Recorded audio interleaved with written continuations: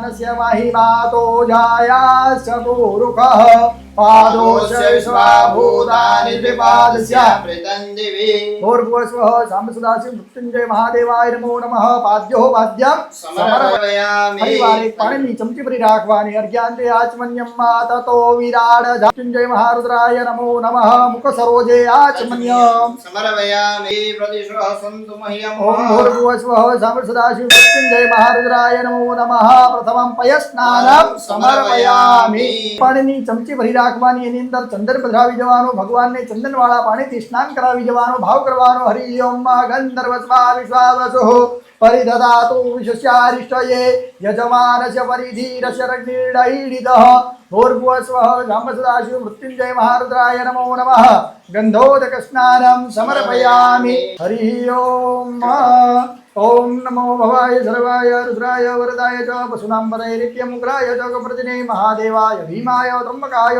शिवाय च ईशानाय मकर्णाय नमस्ते मखगादिने कुमारो गुरुवे नित्यं नीलग्रीवाय वेदसे विलोहिताय धूम्राय व्याधिने न पराजिते ओम हर हर महादेव गुणेश्वर महादेव की जय।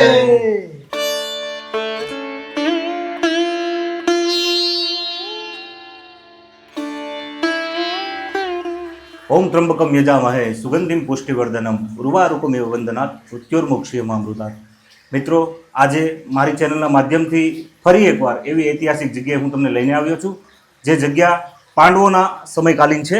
આશરે 5800 વર્ષ પહેલાં, દાદા 5800 વર્ષ પૂર્વની આ જે વાત છે, તો 5800 વર્ષ પહેલાંની આ વાત છે। અને ગુરુ દ્રોણાચાર્ય જે પાંડવોના ગુરુ હતા અને ખૂબ જ બ્રહ્મ સમાજમાં એવા મહર્ષિઓ થઈ ગયા છે, એમાંના એક દ્રોણાચાર્યજીએ જેનું નિયમ હતું કે રોજે શંકર ભગવાનની પૂજા અર્ચના કર્યા પછી જેની બધી દિવસની દિનચર્યાનો શરૂઆત થતી હોય છે।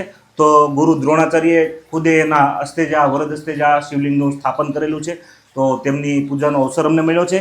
અમારી ચેનલ માધ્યમથી આપ સૌને પણ આ મંદિરના અને આ મંદિર પરિસરના પણ આપણે દર્શન કરાવશું અને આ મંદિરના ઇતિહાસ વિશે પણ આપને જાણ કરશું। સાથે ભૂદેવ દાદા, તમારું નામ શું છે? જીગરભાઈ જોશી। જીગર દાદા જોશી। અને દાદા આપનું નામ?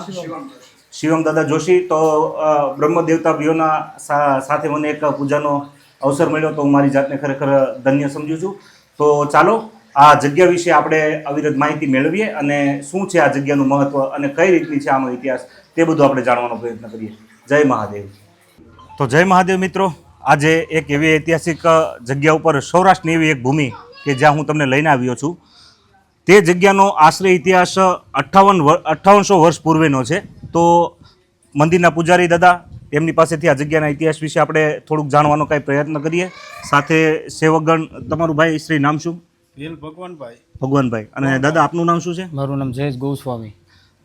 પૂજ્ય જયેશ દાદા ગોસ્વામી આ મંદિર વિશે આપણને માહિતી આપશે। અને ખરેખર આ જગ્યાનો ઇતિહાસ એવો દુર્લભ છે હિન્દુ સંસ્કૃતિ માટે, તો હું એવું માનું છું કે જ્યાં સુધી આપણી પાસે આવા જે મૂલ્યવાન સ્થાનો પડ્યા છે તે આપણી આવનારી પેઢી છે તો એને આ રીતે અવગત કરવા જ જરૂરી છે। કારણ કે આ એક મૂલ્ય જો આપણા જીવનમાંથી નીકળી જશે ને તો હિન્દુ ધર્મની અંદર કાંઈ બાકી બચે એવું તો કાંઈ લાગતું જ નથી। કારણ કે આ વસ્તુને ટકાવી રાખવીને એ જ આપણી માટે અત્યારે મહત્વનો ભાગ છે। તો ચાલો આપણે પૂજ્ય દાદા સાથે પણ વાત કરીએ। દાદા જય મહાદેવ। જય મહાદેવ। આપનું પૂરું નામ જણાવશો અને આ મંદિર વિશેનો મને ઇતિહાસ આપો। મારું નામ ગોસ્વામી જયેશગીરી લેરગીરી મેઘનાથી છે ને અહીંયા 5800 વર્ષ પૂર્વ મતલબમાં પાણી આવી રહ્યું છે જે ગૌના મોઢામાંથી। અને અહીંયા દ્રોણ ગુરુ મતલબ પાંડવો અહીંયા વનવાસ કરવા માટે આવ્યા હતા અને ત્યારે દ્રોણ ગુરુએ એવું નિમધાર કર્યું હતું કે અહીંયા મંદિર બને અને સૂર્ય ઉગે એ પહેલા અહીંયા શંકરની પૂજા કરવાની। અને ત્યારે પછી દ્રોણ ગુરુએ અહીંયા શિવ મંદિરની સ્થાપના કરી। આ શિવલિંગની સ્થાપના દ્રોણ ગુરુના શરણે। તો મિત્રો, આપણે જાણ્યું તેમ ખરેખર 5800 વર્ષ એટલે કે 5800 વર્ષ પહેલાં જે આ મંદિરની સ્થાપનાથી આ શિવલિંગના આપણે દર્શન કર્યા તે રીતે, તો તેના ઉપર જે અવિરત ગંગાનો પ્રવાહ છે 5000 વર્ષથી સળંગ આ ગંગાનો પ્રવાહ ચાલુ છે। અને ખરેખર ત્યાં સુધીમાં તો અનેક એવા દુષ્કાળો વહી ગયા છે ને કે આપણે બાપ દાદાઓની પણ પેઢીઓની પેઢી વહી ગઈ છે. તો ઘણા એવા દુષ્કાળો છે, પણ આ જ રીતે આ જે અત્યારે ધારા આપ જોઈ રહ્યા છો તે ધારાથી અવિરત પાણી ત્યારનું ચાલુ છે. તો એક આ વિજ્ઞાન માટે પણ આ પડકારજનક આ જગ્યા છે, અને આવી તો ઘણી જગ્યાઓ એવી છે કે જે ખરેખર વિજ્ઞાન માટે પણ પડકારજનક છે. એટલે હિન્દુ ધર્મના આવા મૂલ્યોમાં આ જે વસ્તુ છે ને એ ખરેખર જો માનવ જીવનમાં આપણે વણી લઈએ અને આને આપણે આપણી ધરોહર તરીકે સાચવી લઈએ ને તો ખરેખર જીવન જીવવાની પણ મજા છે. અને આ આપણે ઉજળો એક ઇતિહાસ છે. તો ઇતિહાસને આપણે વધારે ઉજાગર કરવા માટે થોડુંક આ જગ્યા વિશે દાદા પાસેથી હું થોડુંક વધારે જાણવાનો પ્રયત્ન કરું છું. બની રહેજો. તો દાદા, આ જગ્યા ઉપર કઈ મેળા પણ ભરાય છે શ્રાવણ મહિનામાં, એના વિશે મને કઈ માહિતી આપો ને. શ્રાવણ મહિનામાં એક જલઝરી 11નો મેળો ભરાય છે અહીંયા, બહુ મોટો. અને અમાસનો પણ મોટો બહુ મેળો ભરાય છે. અને અહીંયા શ્રાવણ મહિનામાં અન્નક્ષેત્ર ચાલુ રહે છે. શ્રાવણ મહિનાની અંદર જે કોઈ ભાવિકો આવે છે એનું બધું જે કોઈ ભાવિકો આવે છે, અને શ્રાવણ મહિનામાં અહીંયા ભાવિકો પણ બહુ દર્શનાર્થીઓ બહુ આવે છે. તો ખરેખર શ્રાવણ મહિનામાં તો અનેરું મહત્વ છે. અને હાલ પણ આપ જોઈ રહ્યા છો મંદિરના પટાંગણની અંદર અવિરત માનવ મેળાવન ચાલુ જ રહેતું હોય છે. પણ ખરેખર મને તો આ જગ્યા ઉપર આવીને કંઈક એવી આમ પોઝિટિવિટીનો સંચાર મને થયો છે. તો સાથે મળીને આ જગ્યાનો આનંદ માણીએ. આ વિડીયોની અંદર તમને ડ્રોન શૂટ પણ હું બતાવવાનો છું. તો ચાલો, ઉપર આપણે રહેવાની કઈ રીતની વ્યવસ્થા છે, મંદિરનું પટાંગણ કઈ રીતનું છે, એ બધી વસ્તુથી હું તમને અવગત કરાવવાનો એક પ્રયત્ન કરું છું. જય મહાદેવ. જય મહાદેવ. પર અમને એવા દર્શનાર્થી એટલે કે યાત્રી ભાવનગરથી આવ્યા છે તે પરિવાર પણ અમારી સાથે છે. તો તેમની સાથે પણ થોડો આપણે સંવાદ કરીએ. જય મહાદેવ. આપનું નામ શું છે? વિપુલભાઈ ડોડિયા. વિપુલભાઈ ડોડિયા. આપ ક્યાંથી આવો છો? હું ભાવનગરથી આવું. ભાવનગરથી. કેટલા સમયથી આ જગ્યાથી પરિચિત છો? 3 થી 4 વખત આવેલો છું. 3 થી 4 વખત આવેલો છો. અને પરિવાર સાથે અવારનવાર આવો? દર વખતે પરિવાર સાથે હોય. અચ્છા. અને અહીંયા આવીને મન શાંત પડે છે. શાંત પડે છે. અને આ એક આશ્ચર્યજનક શંકર દાદાની લિંગ છે. લિંગ છે, હા. એ બહુ અદ્ભુત લાગે છે. નદીમાં પાણી ન હોય પણ ત્યાં પાણી સતત ચાલુ રહે છે. બેટા, તારું નામ શું છે? હે? શૌર્ય ડોડિયા. શૌર્ય ડોડિયા. તો જોરથી બોલ ને થોડોક. તો આપે જોયું તે રીતે ભાવનગરથી પણ આ ડોડિયા સાહેબનો પરિવાર અહીંયા આવ્યો છે. તો તે અવારનવાર આવતા હોય છે. અને ખરેખર આ જગ્યા ઉપર આવડી ઉંમરના બાળકોને અહીંયા લાવો ને તો એને ખબર પડે કે આપણું હિન્દુ ધર્મનો મહિમા કેવો હતો અને કઈ રીતના આપણા વડવાઓ હતા. આપણે રામાયણના સંતાન છીએ, આપણે ગીતાજીના સંતાન છીએ, એવું એનામાં સાત્વિક અભિગમનો આદાન પ્રદાન થતું હોય છે. તો ચાલો, આ જગ્યાથી વધારે તમને અવગત કરવા માટે ઉપર હવે જે આ ઉતારા બનાવેલા છે તેનો પણ આપણે એક દર્શન કરીએ. જય મહાદેવ. જય મહાદેવ બેન.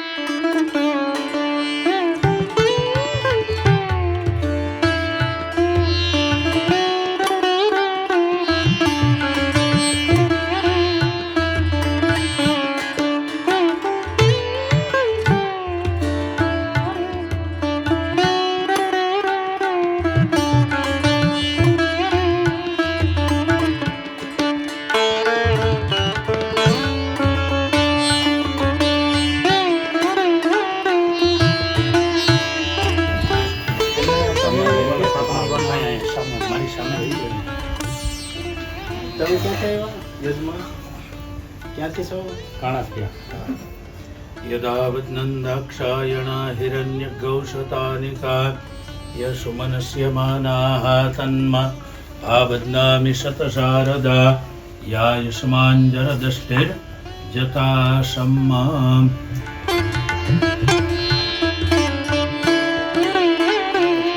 योर्मुक्षय्यमामृतात् अद्रोणेश्वर महादेव द्रोण गुरु स्थापित પાંડવો કાલીન દ્રોણેશ્વર મહાદેવનું મંદિર છે.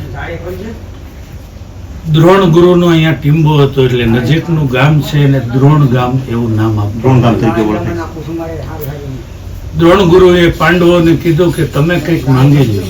ત્યારે દ્રોણ ગુરુએ કીધું કે અહીંથી જે નદી વહે છે એ નદી ઋષિ તોયા ગંગા સ્વરૂપ નદીનું એક પ્રાગટ્ય કરવામાં આવ્યું અને એક ભોળાનાથ મહાદેવની સ્થાપના કરી, જેની ઉપર પાંડવોએ કીધું કે જળધારા અવિરત પણ વહ્યા કરે અને એનું પાણી સદાયને માટે ચાલુ રહે. એવા આશીર્વાદ દ્રોણ ગુરુની કૃપાથી સ્થાપિત થયેલું પાંડવોકાલીન દ્રોણેશ્વર મહાદેવનું મંદિર છે.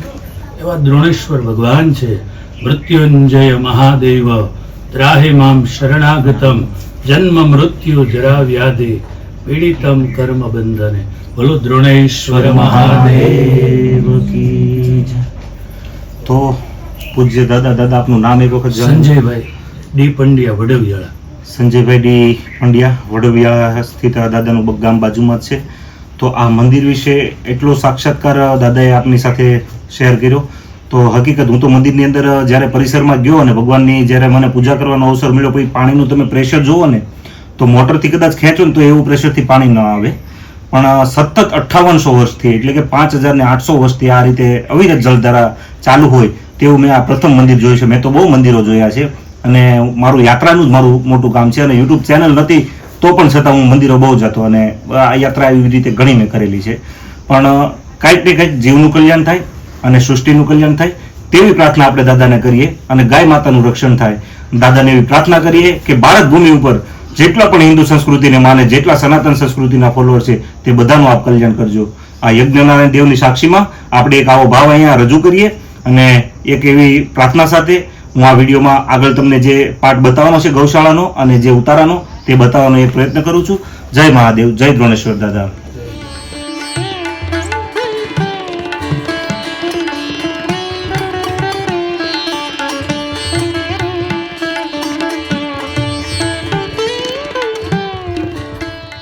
તો આ જગ્યામાં એક આપણા ઋષિમુનિ કહી શકાય જે સનાતન સંસ્કૃતિને જે ધૂણી ધકાવીને બેઠા હતા એવા મહર્ષિ દેવગીરી બાપુની આ સમાધિ સ્થાન છે અને સાથે નાનું એવું શિવાલય પણ આપ જોઈ રહ્યા છો અને સાથે આ ગૌશાળાનું પટાંગણ છે અને ગાય માતાઓ પણ જુઓ કેવી લહેર કરે છે. અને પાંડવકાલીન આ મંદિરનો આ જગ્યાનો ઇતિહાસ છે. તો ખરેખર મિત્રો આ જગ્યા ઉપર એક વખત પરિવારને લઈને આવો તો આની વાઇબ્સ એક અલગ ફીલ થાય છે અને ખરેખર મજા આવે એવું છે. હિન્દુ સંસ્કૃતિ, હિન્દુ સનાતન સંસ્કૃતિ જે એક કહી શકાય ને કે આપણને એવો જે અમૂલ્ય વારસો આપ્યો છે તે વારસો આપણી આવનારી પેઢી સુધી નહીં પહોંચાડીએ તો એની ક્ષતિ માત્ર ને માત્ર આપણને જ રહેવાની છે. તો બની રહેજો, હજી પણ આગળ ઉતારાની જે વ્યવસ્થા છે એ પણ તમને બતાવીશ.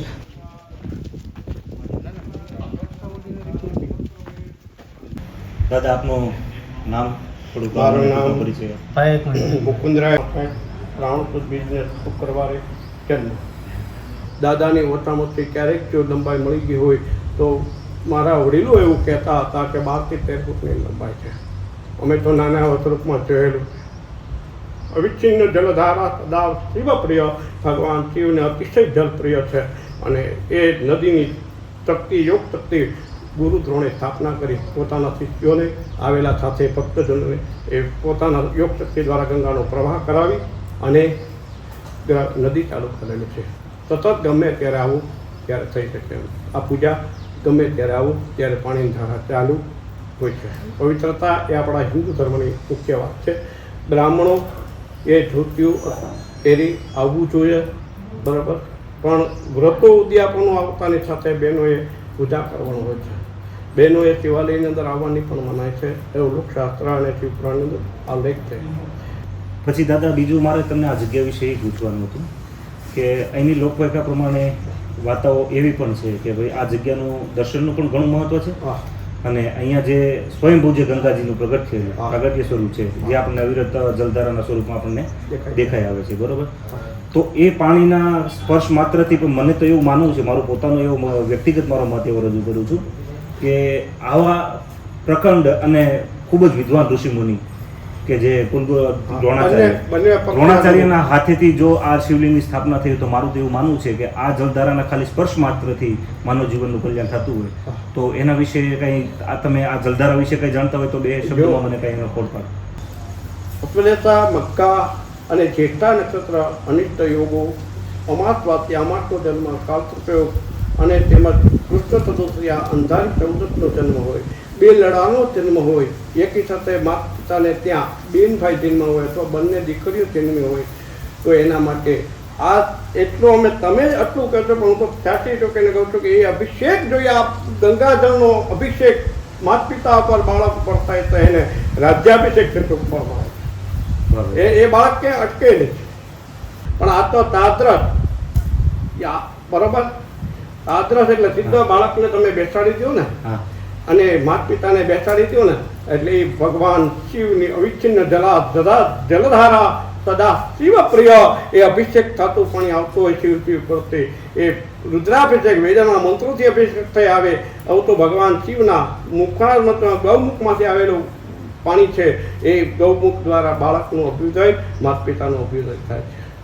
અને પછી દાદા બીજું એક મારા મનના સંચય પ્રમાણેની વાત કરું છું કે આ જે જલધારા છે બરોબર કે અહીંયા કોઈ અભ્યાગત અથવા તો કોઈ દર્શનાર્થી આવે છે તો એમને કાંઈ ને કંઈ એવી ભાવના હોય કે હું અત્યારે આવ્યો છું તો મારા મમ્મી પપ્પા અથવા તો મારું ફેમિલી અહીંયા નથી આવી શક્યું બરોબર તો એક ચરણામૃત તરીકે આ જળ ઘરે લઈ જવાય છે ખરું? લઈ જાઓ એની અંદર કોઈ જાતનું દૂષિત નહીં આવે. એક રસોઈ નહીં, તમે ખાલી ચરણામૃતની શીશી માટે આપણે માનવતાની વાત કરીએ ના એવું ચરણામૃત કે આવડું ઓછું લઈ જાય બધા નથી એની અંદર બીજું ગંગાજળ ભેળવી શકો તો થઈ શકે બરાબર એ પણ થઈ શકે એ કરવું એ મુખ્ય વાત છે. અને શાસ્ત્રમાં લખેલું છે કે તમે બધા તીર્થોમાં નહીં જઈ શકો. અસંખ્ય નદીઓ ભાગવતના 5મા સ્કંદની અંદર ભવાટવીનું વર્ણન બતાવેલું છે, એમાં ખગોળ ભૂગોળનું વિજ્ઞાનનું વર્ણન બતાવેલું છે. એમાં કઈ નદીથી કેટલું દૂર, કયો પહાડ કેટલી પહાડથી દૂર, કઈ પહાડ પાસે કઈ નદી વહી રહેલી છે એ શાસ્ત્રમાં બતાવેલું છે. એ બધાનો નળ આપણે અભિષેક લેવા માટે જઈ ન શકીએ, એ પાણી જઈ ન શકીએ, એમાં કાયમી માટે નાવા જઈ ન શકીએ, એ ચરણામૃત ન લઈ શકીએ, જઈ ન શકીએ. તો એનામાં શાસ્ત્રમાં લખેલું જ છે કે તમારા ઘરની અંદર કોઈ પણ ગંગાજળ પડ્યું હોય એ ગંગાજળ તમારા ઘરના પાણીની અંદર નાખી અને નાવ એટલે ગંગામાં નાયા સ્નાન થાય. અને અહીંથી ગમે એટલું પાણી લઈ જાઓ એ પણ તમારું ગંગાજળ જ છે. ગંગા સ્નાને યમુના પાને રેવા દર્શને તાપી સ્મરણે. ગંગામાં સ્નાન કરાય, યમુનાજીનું પાન કરાય, રેવા નદીનું દર્શન કરાય અને રેવા નદીનું દર્શન કરાય અને તાપીનું સ્મરણ કરાય. તાપીમાં નાહવા ન જવાય, તાપીનું સ્મરણ કરાય. એવી રીતે આ ગંગાજળ છે અને તમે ગમે ત્યાં લઈ જાઓ, ગમે એટલા વર્ષો સુધી રાખો કંઈ નહીં થાય. એક માણસની રસોઈ નહીં, લાખ માણસોની રસોઈ બનાવશો ને તો પણ એમાં સ્વાદમાં નહીં ફરક પડે. ભાઈઓને તો લેડીઝોને તો એવું લાગે કે આ પાણીથી દાળ જાડી થશે નહીં પપ્પાએ, પણ એ મારો સદા શિવ 1000 હાથવાળો એક નહીં, એકોહમ ભવિષ્ય અમે એકમાંથી અનેક થનારો એ ભગવાન સદા શિવ તમારા એક વાટકા પાણીમાં આખા વિશ્વને જમાડી દાળને અને 10 શ્રાવણ મહિનામાં અમારે અહીંયા તે મથુરભાઈ કરીને લુવાણ ગ્રુપ છે એ 10 શ્રાવણ મહિનામાં સતત આવનારા યાત્રિકોને બપોરનો સમય હોય, જમવાનો સમય હોય, જમવાનું ફરાળનો સમય ત્યારે ફરાળ કરવાનું. અધિક માસ જ્યાં વર્ષે હતો ત્યારે પણ અમારા મથુરભાઈ લુવાણા ગ્રુપ પરિવાર તરફથી, સલારામ ગ્રુપ પરિવારના તરફથી આ બધી વ્યવસ્થા બંને મહિનો આગલો અધિક મહિનો હતો, બીજો શ્રાવણ મહિનો હતો.